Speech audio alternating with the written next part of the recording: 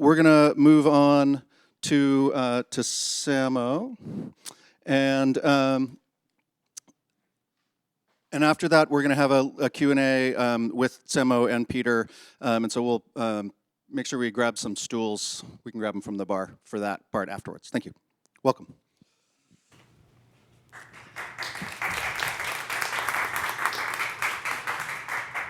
First off, thank you, Sander. This is a wonderful opportunity for us to think about the long-term future of the world.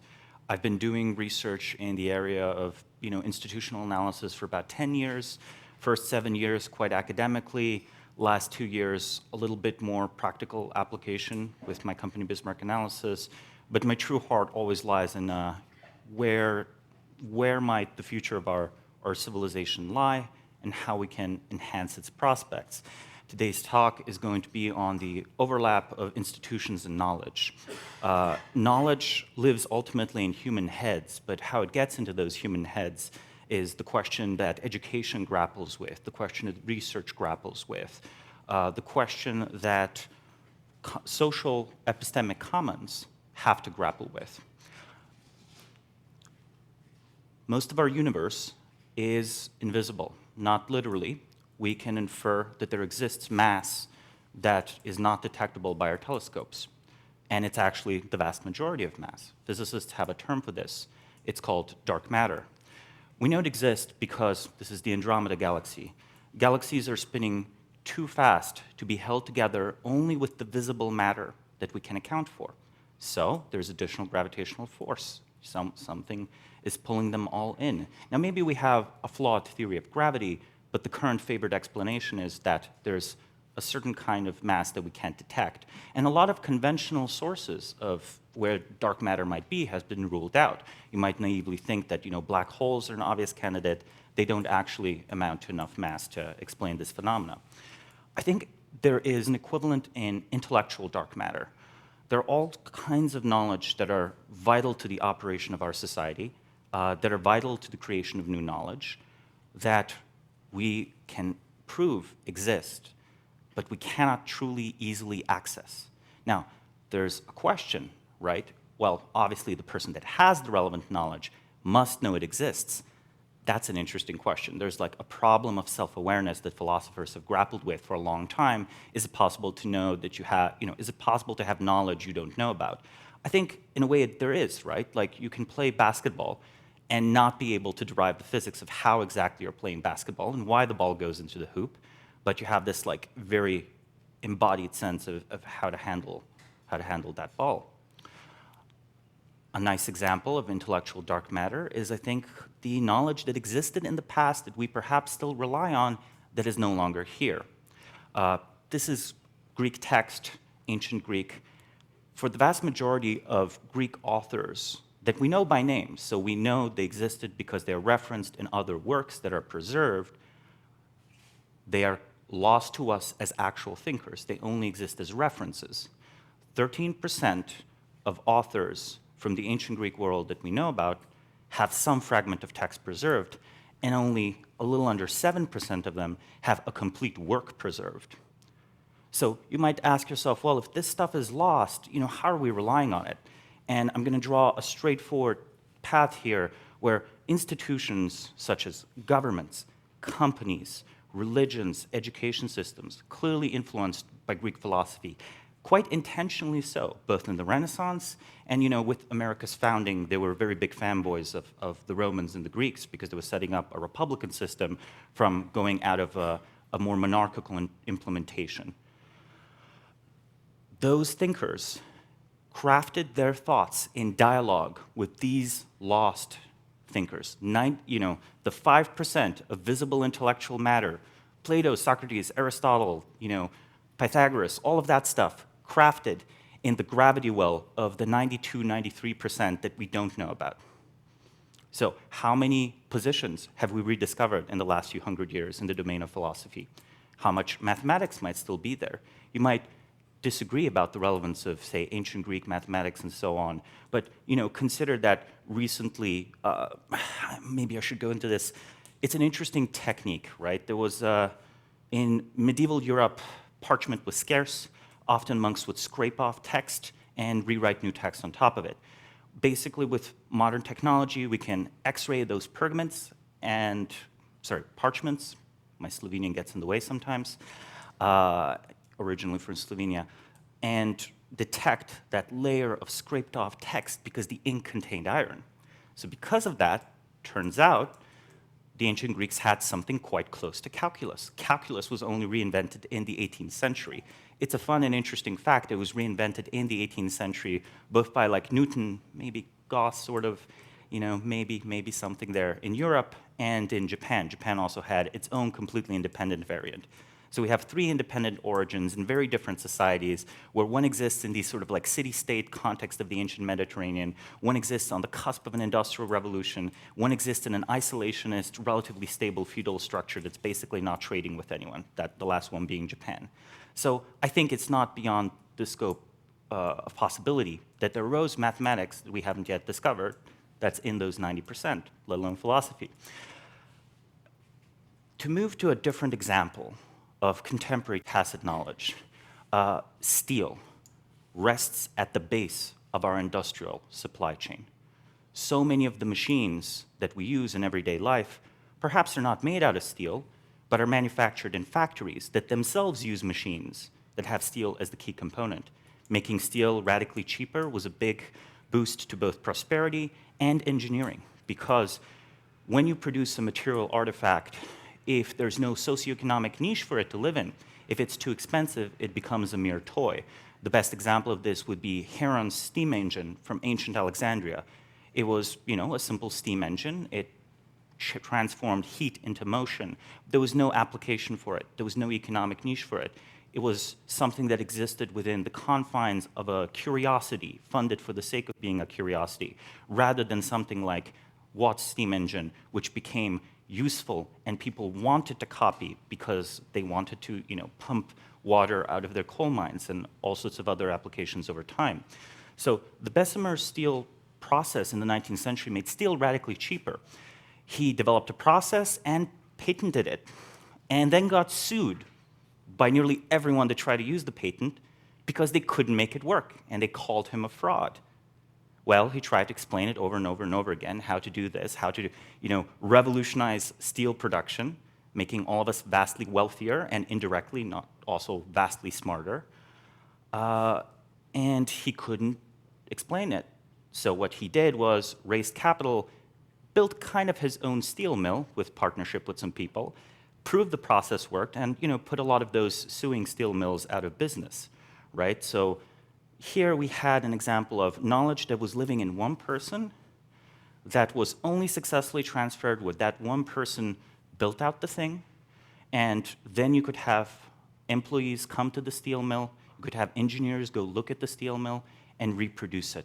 It wasn't possible to just have a description, a formal description of the process. So this is then the second kind of intellectual dark matter. The first one is knowledge that was lost, that we indirectly rely on, that was used to produce some of the knowledge we currently still use. And this other type is this tacit knowledge that exists everywhere. Again, like the basketball example, right? Our modern industrial supply chain is very complicated. Even something as simple as the processing of oil goes through many steps, from something like what we draw out of the ground to what we perhaps use and distribute. We rely on this vast global network to transport goods all over the planet. Some technologies and some kinds of knowledge live at scale. I already talked about the need to copy things, right? So there's the kind of knowledge that can live in a single lineage of student to teacher: Socrates, Plato, Aristotle. There's the kind of knowledge that lives in a steel mill, how to build a steel mill that uses the Bessemer process. It might be only in 17, 20, 25 places around the world, maybe 100, maybe 200, depending on which stage of the takeoff you look at. Some technologies require a global consumer market to be viable. Some steam engines require hundreds of millions of consumers. If that network of transport, supply, breaks down, the economic incentive and niche for the technology to remain breaks down. And there's a nice historical example. About 1,100 BC, you had, actually 1,200 BC, you had a string of highly advanced civilizations in the Eastern Mediterranean that were using sea trade, which, as everyone knows, it's much cheaper to transport materials, goods, and people over the sea than it is to do so over land, especially, in the age before rail. You had the Mycenaean Greeks, you had the civilization at Knossos, you had the Hittites, you had the Assyrians, you had the Egyptians. In about 50 to 60 years, almost all of those face severe collapse, with Egypt being essentially the only exception, and even the Egyptians ceased monumental construction for about 100 years. Literacy was completely lost in the Greek mainland. For about 300 years, they were illiterate after this, and writing as we know it of classical Greece, the Greece of Socrates and so on, that had to be reinvented. It was a true Greek Dark Age. Some other parts of the Middle East were a little bit luckier, but in some places we do not find pottery. So there are some regions where pottery is not found. The importance of this is that pottery is a Neolithic technology. And when I talk to archaeologists, they say, oh, if we don't find pottery in a region in the Neolithic, we just assume it's uninhabited because it's such a ubiquitous technology. It's something that like every small tribe could make for itself. So the population collapse apparently was so bad that in some regions they were just completely depopulated. This is a beautiful, beautiful temple from Abu Simbel. You might know of this. It's a UNESCO World Heritage Site, has an interesting storied history when it was moved. That is a beautiful object that was crafted just before. This is monumental architecture. It has a lot of precise features so that the light from the sun hits the statue of the relevant god at exactly the right time. It took years and years to construct. It happens in a really remote location, all down in the south of Egypt, almost in the border area. It was constructed by Ramses II, right?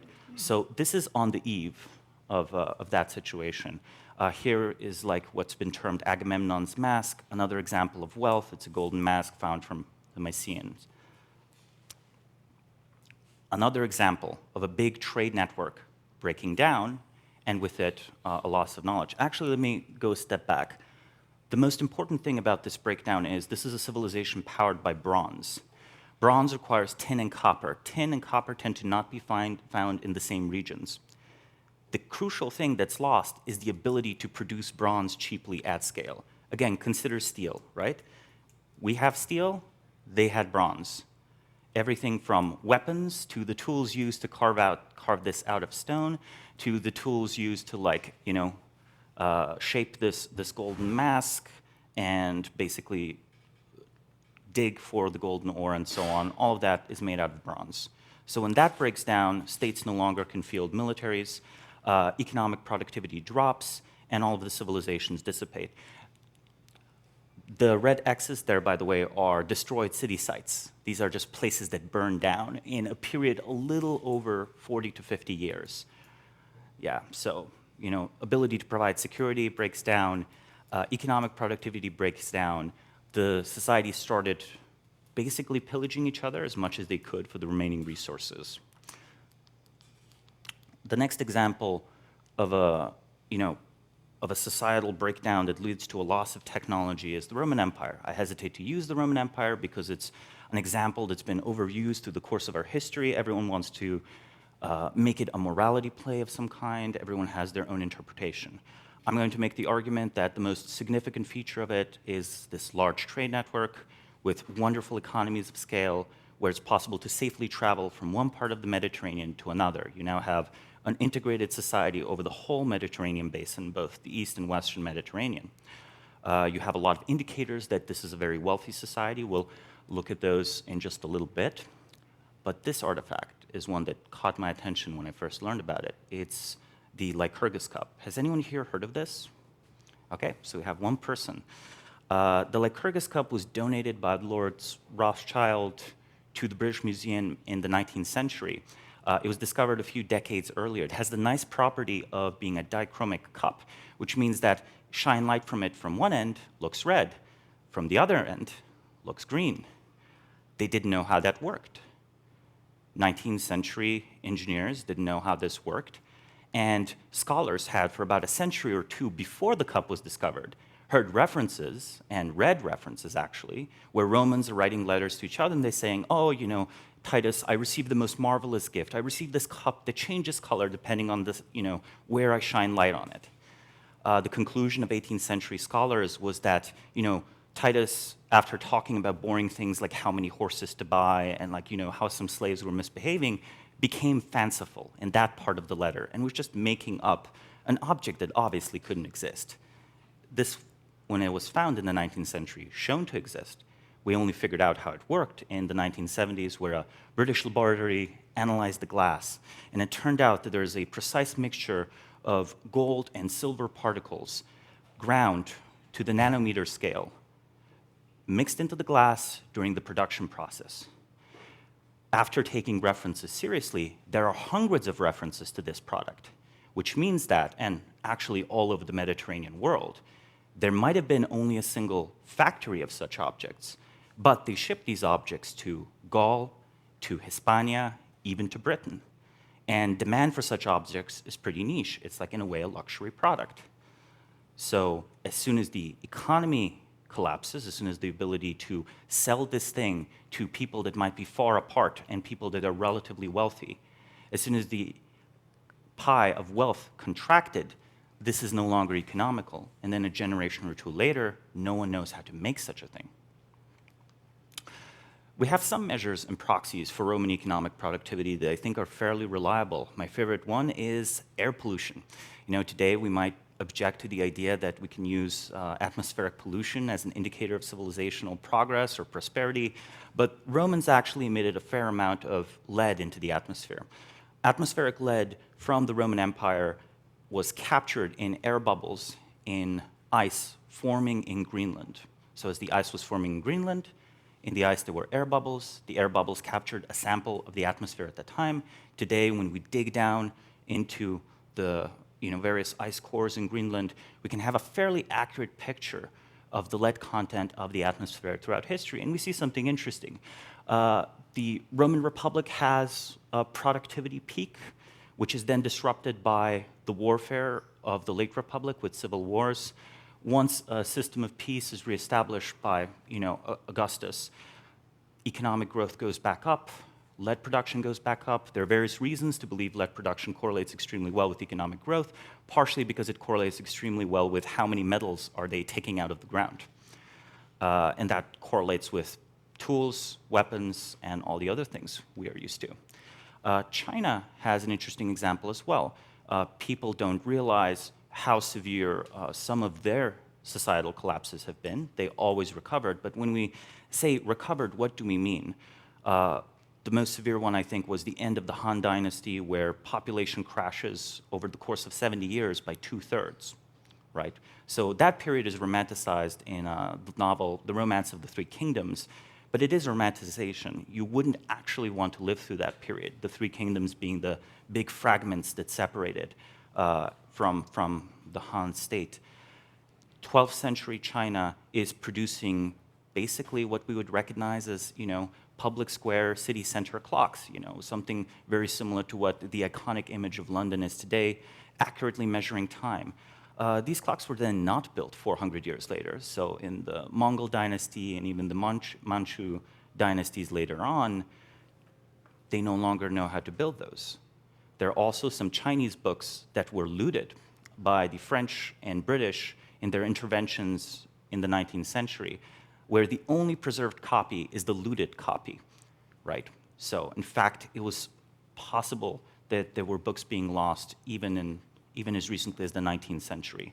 Part of the reason was a relatively closed political system, had tight control of book printing, but part of it was there was no good socioeconomic niche for the mass printing of books in Chinese society in the 19th, 18th century, and it was hardly unique in this regard. There was no such niche in the 13th or 14th century in Europe.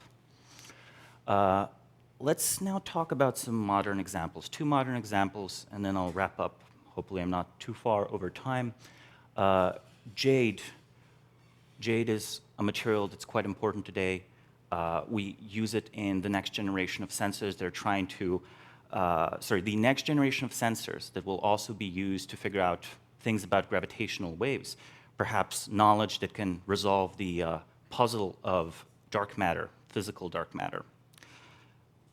Moscow laboratories, so laboratories in Russia from Moscow State University, had for about 10 years been finding radically different measurements than their Western counterparts. Measurements of the quality of sapphire. The quality factor called Q, unoriginally, is very important for whether they're fit for these kinds of applications or not. What happened there was a breakdown not of economics of scale, but of trust. Western laboratories stuck to their guns, basically accused the Russians of faking their results. The Russians reciprocally said, you guys don't know what you're doing. It took a physical visit from Western researchers to Moscow State University for them to be like, oh, actually, we don't know what we're talking about. The Russians had it figured out. We now know how to actually get these measurements right. The fun part is the department that was doing this research in Moscow State University came dangerously close to being defunded. 1990s Russia, very chaotic, not a lot of funding for sciences, massive crash of how many, essentially weapons researchers the new Soviet state was willing to subsidize, right? A lot of the civilian programs were ultimately subsidized by military applications. Had that been defunded before the visit of Western scientists, we might be decades behind in the construction of those sensitive sensors that I mentioned earlier. There is a danger in an opportunity cost rather than a full-on loss of knowledge of you lose the concrete localized knowledge in a particular academic institution or a particular company, and there's a large opportunity cost down the line that you don't even realize that you're paying, right? This was a story with a happy ending, which is why we know about it, but that's a notable selection effect. CPU production. Okay, we talked about the need for economies of scale. We talked about trust. We talked about political things maybe getting in the way, maybe working. Currently, China is doing extremely well in replicating most relevant technologies currently manufactured in the Western world. One area where they lag are chip fabs. Chip fabs produce a large amount of the basic information infrastructure of our society today. We all rely extremely heavily on computerized technology. The best way to be robust here would be to have not a few chip fabs, but chip fabs distributed all over the world.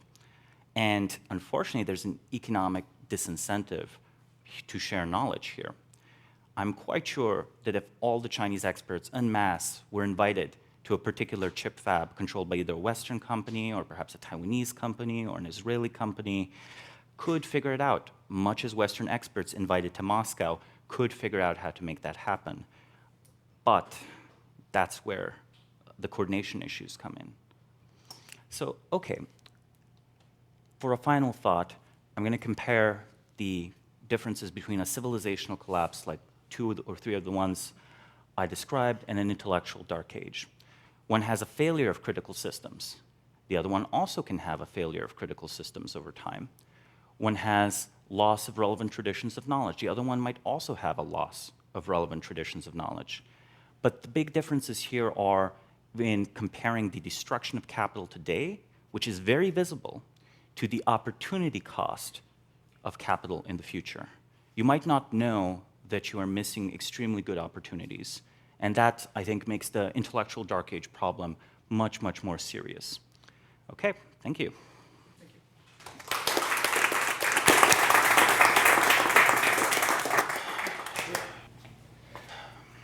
And can I ask a question? Yes. Okay. So, I found that really interesting. And at a couple points, and at the end, you sort of got to my question, but I want you to expand a little bit. What do we know about, you talked about the end of the Bronze Age, and I remember that there was a wonderful quote from the oil minister of Saudi Arabia many years ago. The Stone Age didn't end with the end of, because they ran out of stones, right? And the oil age won't end because we're going to run out of oil. What do we know about really the kind of unwinding of civilizations? I remember a talk, about a year or so ago about the Silk Road, and the researcher had found this ancient village that was part of that infrastructure, not far from where the Chinese are building the port in the middle of Kazakhstan, right? What do we know about that ending, the unwinding part of that? Well, we face severe epistemic problems there because often you don't have many written accounts that coincide with the end of such a society, especially at a lower technological level of development. You might just lose literacy, as was the case in the Mycenaean Greek example. Causality is also difficult always to tease out. These are interdependent systems, and there are many different hypotheses as to what exactly is the linchpin. Is the linchpin political? Something like their ability to militarily secure the trade routes. Is it perhaps is the linchpin something more economical, or is it something like knowledge and so on? I think the things we can solidly know are basically things that have left behind material artifacts. I think this is why I brought up the atmospheric lead pollution. It seems pretty strong arguments that that's a correlate. We know how that figure changed over time. We also know whether there are bronze artifacts lying around in various parts of the Eastern Mediterranean. As we know, whether there's pottery lying around, and we can use those proxies to at least gauge what coincides. Now, teasing apart the causality, there's an interesting question here. I think this is, almost more not history, but an integration of history and sociology, where I think a lot of the problems that perhaps arise out of modern approaches to economics or political science or philosophy of science rest in the fact that they disregard the vast majority of the data set we have to learn from. Can you imagine a discipline of physics where we only admit the experiments done in the last 10 years? That would be a very strange kind of physics. But in political science and economics and so on, we often limit results to the last 70 years or the last 100 years. There are definitely phenomena that are not going to show up in that short of a time period. So, is there a discipline of collapse in here somewhere? How this all kind of unwinds? It seems to me that's... Jared Diamond seems to be the only one. Yeah, yes. He wrote the book Collapse. Yeah, it feels to me there's something very big in that question of how things actually unwind. T.S. Eliot captured it very well, not with a bang, but with a whimper. More civilizations, I think, end with a whimper than with a bang. That's probably right? I think that's quite right, at least for several examples. The Bronze Age one is actually a counterexample. It seems to end quite quickly, 40 to 50 years. The Roman Empire, though, if you want to think about the fall of the Roman Empire, it's not literally barbarians at the gates burning things down. It's, imagine GDP is shrinking every year for 0.5% for 100 years. Right. At the end, you're vastly poorer. The populations of most large Roman cities, through excavation, we can do estimates of their population. There's a wonderful paper on estimating the change in the population of Rome itself that perhaps I'll link or email to people. We can tell that the population of those cities is shrinking slowly. We can tell that they're getting poorer through the various correlates that we have, and it's imperceptible. When we read the letters of the people, you have, when we read Roman letters, you have poets in the 4th century basically saying, Rome is fine, things are okay, the roads are a little unsafe lately, and I'll visit you in the spring. That's how the literate class, the elite class, the privileged class, because the people who were consuming literature were also the senatorial class and the administrative class. So they do not know on an institutional level what's happening to them. And that's why I said that, the sort of the kind of intellectual dark age question is very interesting to me because, if all the intellectuals are gone, who knows that it's an intellectual dark age? Or if all the technologists are gone, who knows it's a technological dark age? Right? I think it takes an expert to evaluate the actual state of a relevant technology. I know that whenever I'm working with someone and there's a technological question, the first thing I do is start hunting down and evaluating experts and ask them for their opinion. Because in a 6-month case study, as I might undertake, I'm never going to master the technology. I'm never going to acquire the tacit knowledge that's not even explicated. So I have to rely on someone else. I'm epistemically limited in that way.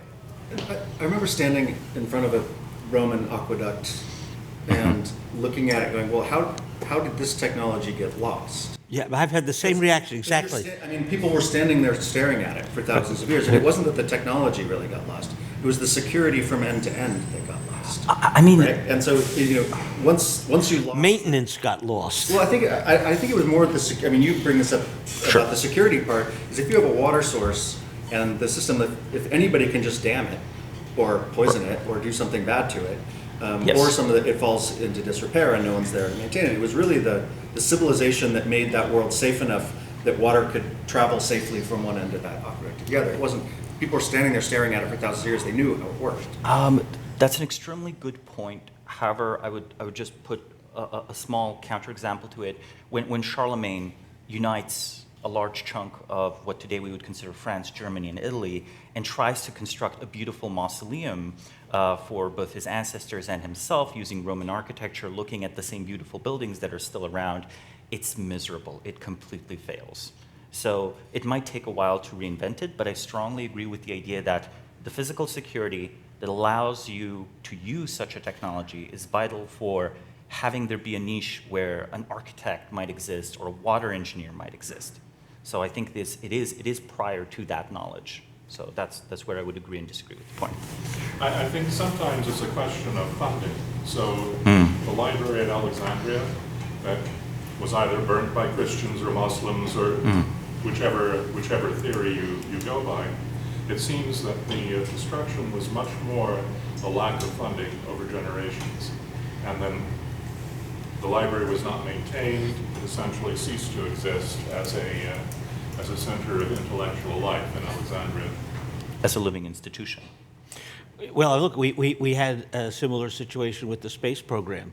You know, we've already lost knowledge as we've cut funding for various things. We know less about how to build big rockets today than we did 40 years ago. The example my father gave is the 16-inch guns that were used on battleships. Nobody could produce that in this country now. Whether we need to is a different story. The point is the technology no longer exists. Not feasible. Does this mean that knowledge is at the effect of entropy on some level? Does entropy affect knowledge? It straightforwardly seems yes. Yes, it does everything. Yeah. Does that mean that we're just But civilization is anti-entropic. I mean, that is what civilization is in many ways. It is a measure of anti-entropy. It's higher levels of organization that persist. So one thing I want to throw out there, this is a matter of centralized databases and archival as opposed to things that are anti-fragile and decentralized, because all institutions were centrally managed before. They were down, it's lost. But one of the keywords of things like the blockchain, or frankly how information is learned in DNA, is that it's decentralized. Copies are just everywhere, and therefore can't be shut down in one with everything. So something I wonder is how we use technology for these things. Does that help with the decentralization of technology? So that's if you're right, and I think there's something in what you're just saying, that what it implies that one of the rules of long-term civilizations is distributed knowledge, i.e. not all concentrated in one big library, as it were, and the capacity, therefore, to recreate infinitely. But the Bronze Age example, all those people had bronze technology. Well, they had the technology to use bronze, but the supply chains that allowed them to use that knowledge, to allow them to use that technology, broke down. So there was no reason to smelt bronze because you couldn't afford the tin. Copper was cheaper, but tin had to be shipped from some really distant places. Like the Phoenicians, again, like something like 800 BC, were sailing all the way to Britain to buy tin, right? And I think the point about distributed technology is completely correct. In the last 10,000 years, when we look at Eurasian civilization, it seems that improvements in agriculture that don't rely on infrastructure and improvements in various localized metallurgy, something a blacksmith can do, stick. Even through civilizational collapses like this, there are some advancements that are preserved, right? You know, if you import potatoes from the New World and your civilization goes south, you're unlikely to lose potatoes because they literally have a DNA. They literally are reproducing on their own. And a blacksmith that previously perhaps worked on weapons for legionaries might still find custom commissions with a warlord or might manufacture jewelry to support themselves.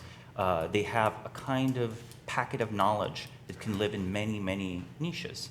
Now, the interesting thing here, though, is like, you know, chip fabs, they need huge economies of scale. How do you decentralize something that requires economies of scale?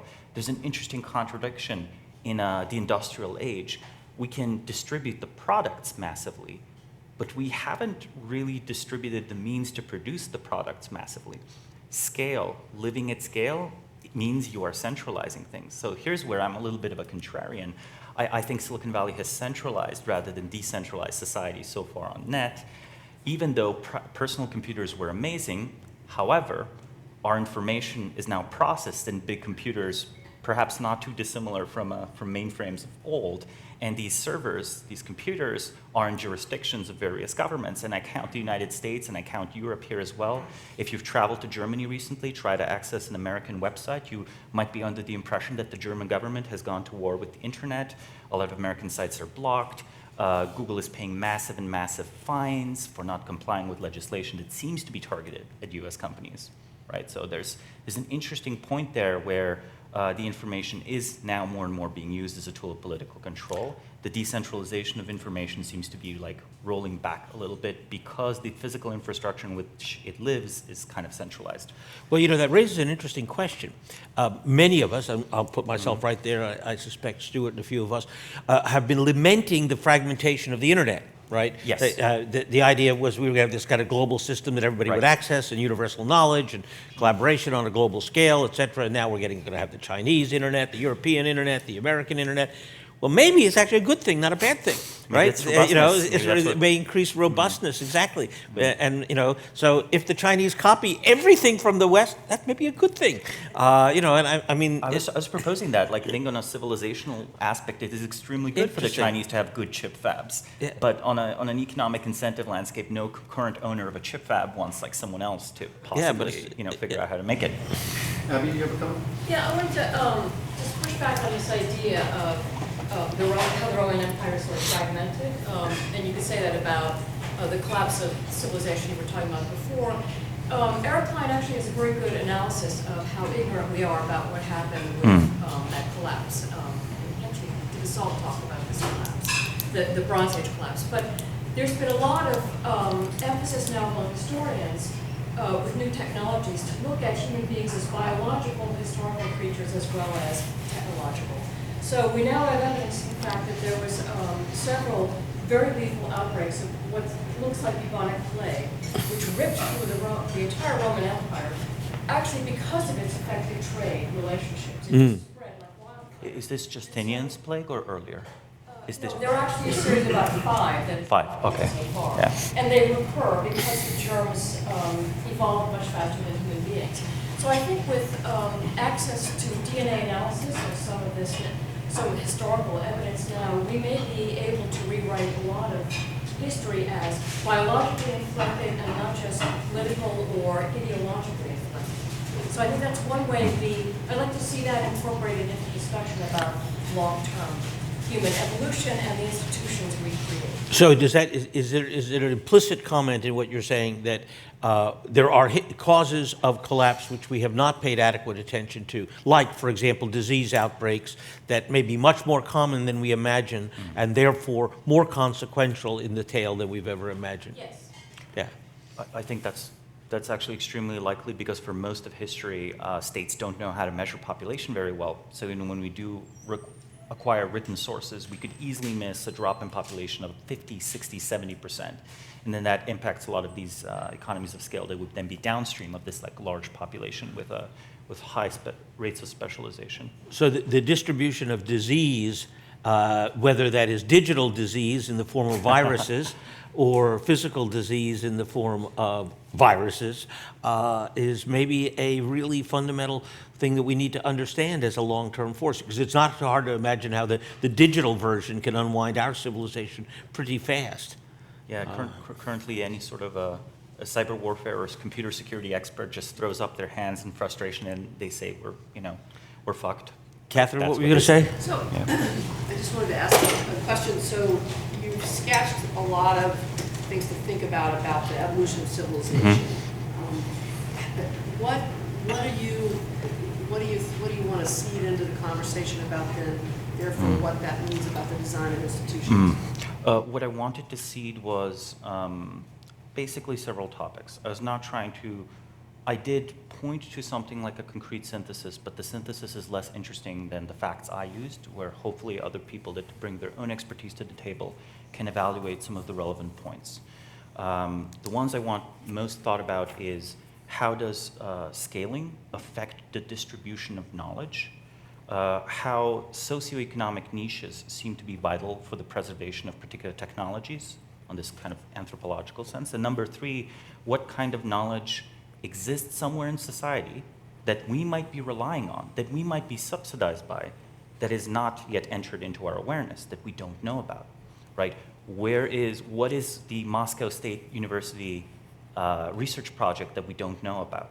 What are some other examples like the chip fab that potentially is like highly centralized and is perhaps similar to an aqueduct, right? Like, global piracy spikes up. There's no more reasons to build enough CPUs because the factory's no longer profitable because you're no longer shipping chips all over the world. The chip fab closes down. And it's, this kind of whimper, right? I hope that answered the question. So these three things are something I'd be extremely interested in talking about with basically everyone here. Anybody else before we take a quick break? I just wanted to ask your opinion of models of cyclical decline, decadence, and renewal. I'm particularly thinking of Strauss' Howe generation model, which has become unfortunately famous recently because of Steve Bannon, and shaped his thinking and his political interventions around the world, and his apparent attempts to accelerate some aspects of decline in order to bring about a renewal of what he understands as Western civilization. But of course, there are other kinds of cyclical models as well of decline, decadence, and renewal. And I'm just wondering how those fit into your understanding. I think natural systems, even complex ones like ecosystems, often go through cyclical patterns. I think it's quite likely there's something not quite like a cycle, but perhaps a spiral. It's a fact that there seem to have not been an immortal human society so far. They often seem to encounter pretty severe problems, as we can figure out through evidence like population drops, losses of concrete technologies like, say, the Lycurgus Cup, and so on. I do think most of the cyclical theories have a problem. They want to be morality plays. They want to be morality plays. They want to tell us, now we're rich, and now we're comfortable, and now we're decadent and immoral, and we are too lazy, or something like this. And that's a problem. The problem is it obscures the real cycle, the real cycles we might find in history. It misattributes them, and they get a lot of attention. They overshadow. It's sort of like the kind of the popular notion of a cyclical view is one where it's a matter of moral decay. Now, perhaps it actually is moral decay, but that would be like not trivial to establish. That would make all sorts of claims about anthropology, right? Economics and society, and it would have to point that this factor is actually upstream of all the other ones. I think other explanations, perhaps biological ones, or perhaps information flow ones, or perhaps economic structure ones, are more reasonable, right? Obviously, on a much smaller scale than civilizational collapse, in our current economic system, we observe this kind of cyclical pattern, right? Of like both cycles that change during the course of a business year, or cycles that are longer, like 40 to 50-year technology-driven cycles. There's also the fun question of self-fulfilling prophecy, where arguably Moore's law is kind of no longer relevant, but for a while some people proposed this is a fact about how the technology must work. And what I always asked these people a few years ago was, well, have you looked at the rate of progress in Soviet development of CPUs? That didn't follow Moore's law. Moore's law was perhaps, a business plan that was implemented and followed, rather than a necessary fact of how that technology would improve. I'm sure you have more commentary on that. Well, not on Moore's law, but I think your point is well taken. And I want to go back to another historian that we've had along now a couple times, Neil Ferguson. And Neil and I debated this subject a few years ago. And there's another dimension to the kind of alternate to the cyclical, is the notion of progress. Right. Yeah. That if you read Steven Pinker, right, Pinker says, yeah, we've made a lot of real progress. If you read Ferguson, the progress is ephemeral. It is really a function of who's in power at any given moment, and if we like it, it's progress, and if not, it's not.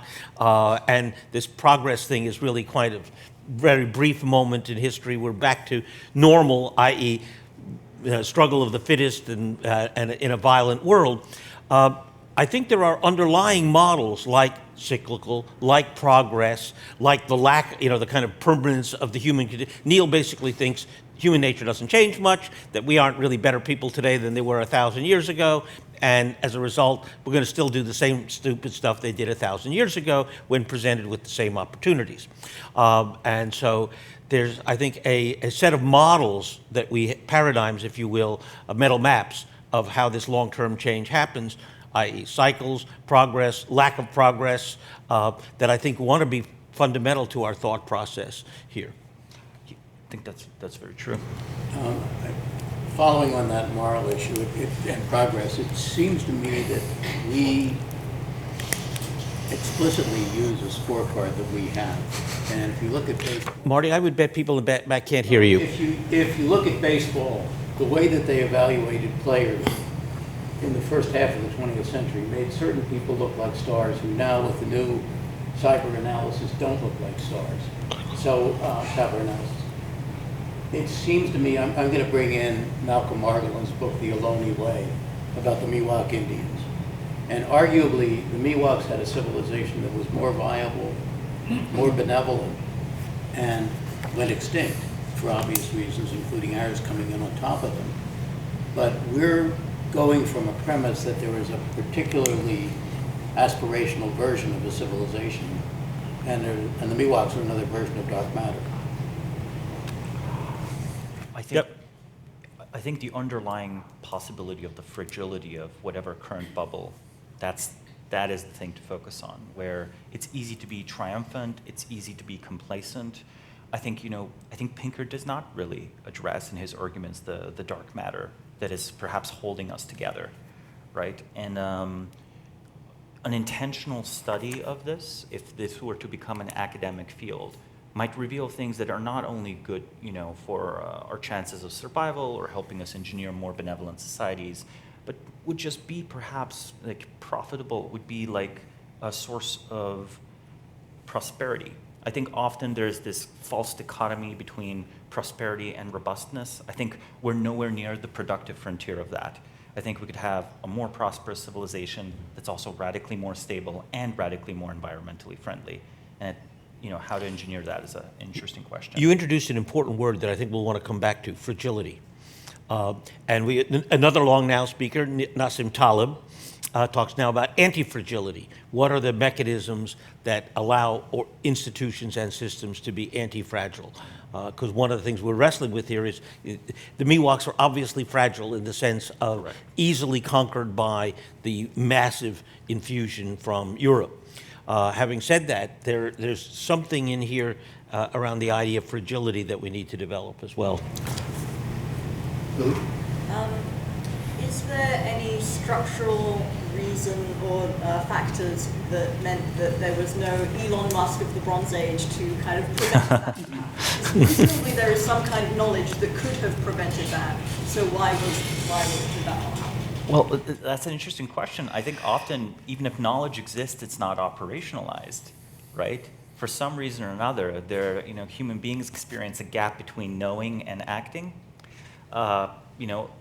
To reference some old intellectual matter, Plato says there is no difference. And if you knew well enough the truth of the situation, you would always act.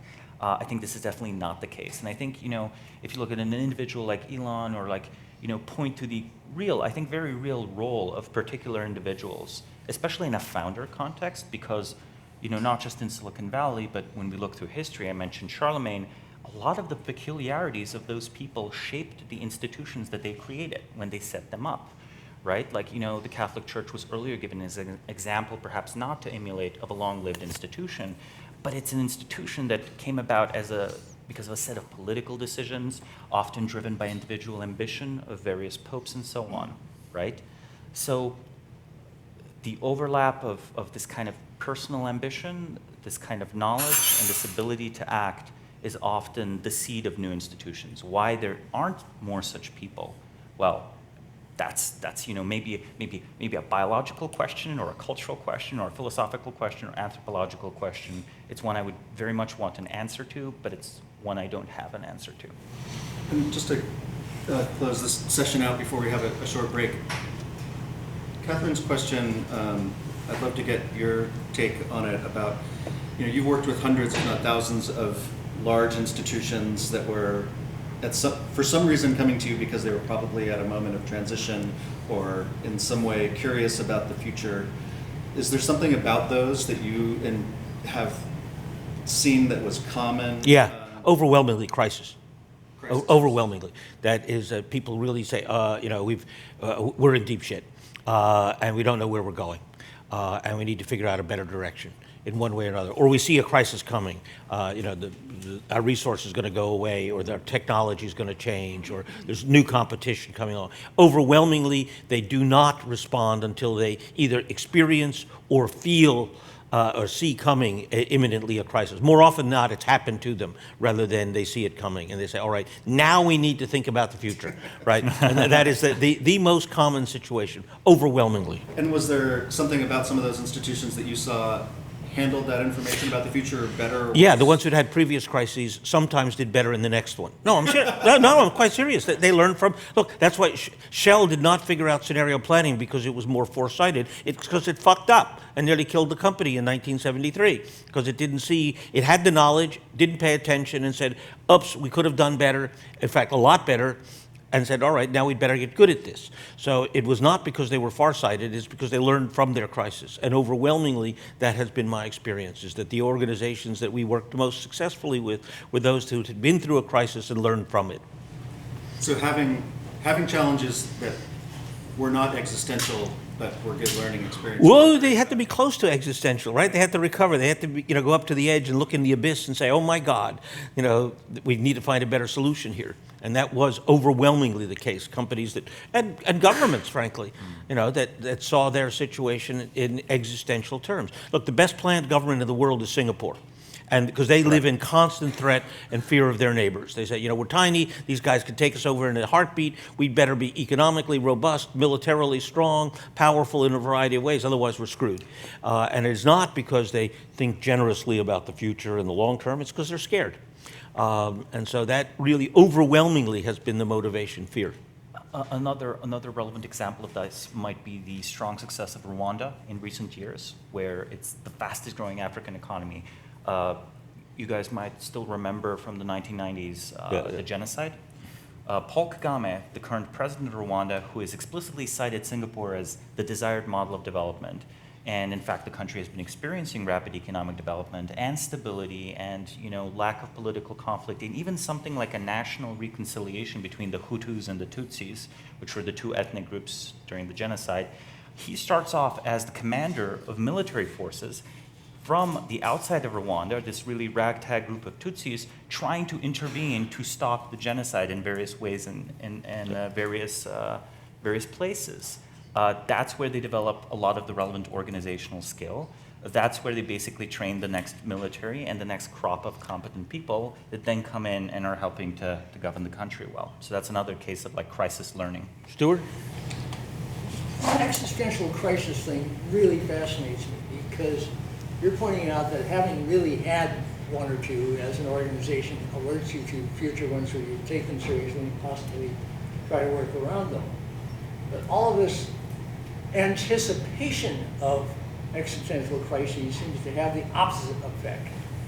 AIs are going to kill us, or whatever the hell, climate change is going to kill us. Everything's going to go extinct. These things are grossly exaggerated, as if we want that motivation, terror that will make us learn, but it's bullshit if it's just anticipatory. It doesn't have the effect you're talking about. Instead, it's deadening. What are we talking about here? Well, I mean, isn't this partly immune response, right? Where you tell that story about the future, and we have evidence like Pinker's evidence of things have always been getting better, with very short exceptions in time. Plagues and things like that. But we still, most of our science fiction right now is very, very non-utopian. Totally. And so, why is that? Is that a way that civilization is telling itself a story so it can make sure that story doesn't happen? That's one version. I think the other version is that it is so unreal and it so keeps not happening. This is one of the things that you live a long time. I grew up fearing and expecting nuclear Armageddon. And then there was one, Armageddon after, remember the energy crisis, 83, what Right. it was. We all thought that was the end of everything. I actually said it out loud in front of audiences. It was desperately, stupidly wrong. Or about 5 years ago, peak oil. Yeah, like that, good old peak oil or Y2K, these things come along. And it's teaching us to, in a way, Devalue. guard our own favorite fears. Yeah, exactly. Yeah. Interesting. All right. Oh, sorry. So I think the direction of the conversation is leading us to the matter of whether manufactured crises are can be a reasonable tool of statecraft. Why, we should declare a national emergency. Why don't we do that? I think that's a brilliant idea. It might motivate some change. I was also thinking about how, another, government which has been very influenced by the example of Singapore and has been successful in good governance, has been People's Republic of China and the Yes. Chinese Communist Party. Yeah. And Yes. another big influence on the party were two big influences. One is the millennia old problem of how to avoid the end of dynasties, the end of imperial dynasties, and that was a problem which Mao was obsessed with. How can the Communist Party solve that ancient challenge of avoiding the imperial dynasty ending? Another influence is Stalinism. And in Stalinism, you have the idea of the purge as a way of creating crisis in the system so that you can renew it. And then, and also, of course, and direct resources to new challenges and problems. So there we have a possible example, possibly, I guess we can say a successful example of an institution using crises in a manufactured way for long-term stability, which doesn't come from the Western liberal democratic tradition. Well, if I may talk about that briefly, I think the manufactured crises can in fact be used to terraform parts of society, change it in various ways, and it can be very effective in that. However, the manufactured crises is a controlled experience for, Comrade Stalin or Comrade Mao or whoever else. And for them, the manufactured crisis is not challenging their thinking. It would take a genuine crisis to have those people be challenged and have them grow. So, yes, I think it is an effective tool of social engineering. And when I say social engineering, I'm all in favor of good social engineering overall, right? I feel there are many things about society we might want to re-engineer, but I don't think it solves the problem at the very top level. I have to apologize that I have to run out for about an hour or so. I have to go help assure the long-term survival of the company I work for. This is a great time for a break. Thank you, guys. Thank you, everybody. It's wonderful talking. About 10 minutes.